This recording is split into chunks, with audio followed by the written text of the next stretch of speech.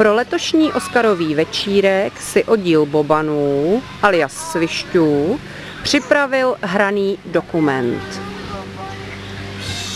Jejich revírem je tábor Božanov, jejich tempo je vražedné.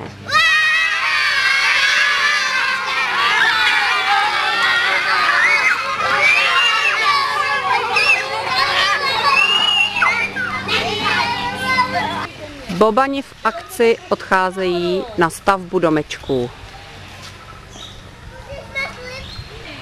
Pro bobánky je nejdůležitější přísun energie, o čemž svědčí obrovské tlumoky na zádech a také výdej.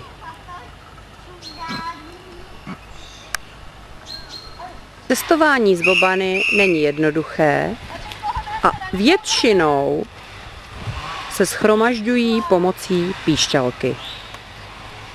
Většinou je to účinné. Ježiš, kdo máte ještě hlad? Tak pojďte, máme tady piškoty a loupáčky.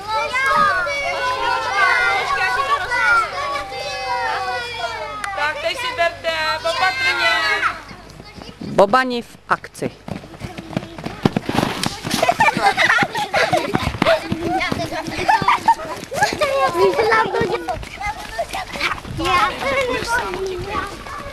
Dobrý.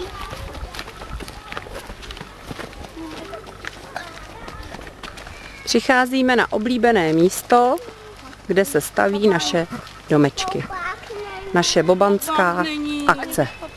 Podíváme se do obřídek za chvíli.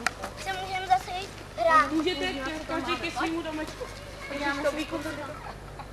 Jsem Nikolka Vozlíčková, bydlím v Pardubicích a moje tamta jsou Božanov studená voda. A domeček si postavila pro koho? A já jsem postavila domeček pro žabičky i pro žalvičky. Já jsem Míša Pavlík a stavili jsme tenhle dům s mým kamarádem Krištofem Koškem. Postavili jsme ho tak, že jsme dali klácky a na to jsme dali med. A ukážete mi, jestli se tam vejdete? Jasně.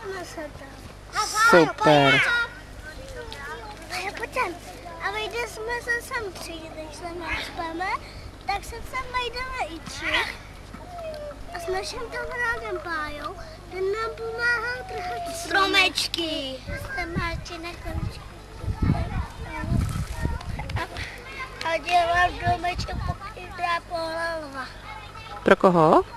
Pokydra Polova. A z čeho si ho dělal, Martinku? Takhle věč. Dělal si ho z větví nebo z mechu? Mechu. Mhm. A už se ti nějaký lev nastěhoval? Dobrý den, já jsem Hubáková Melánia a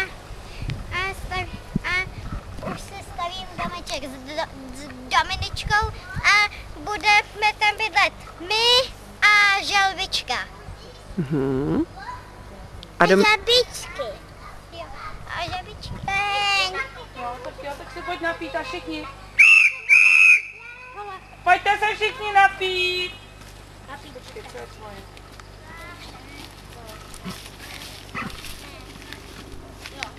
Jo, tak pojďte si poznávat flašky. Tady Lenka, to poznám. Tady má, počkej. Všichni. To je moje postel. My to jako máme. Tady to je miminka postel.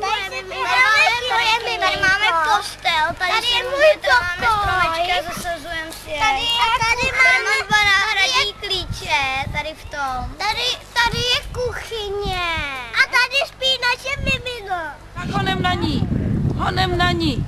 Drak útočí. Drak útočí. Ještě na ní. Na Nikolku.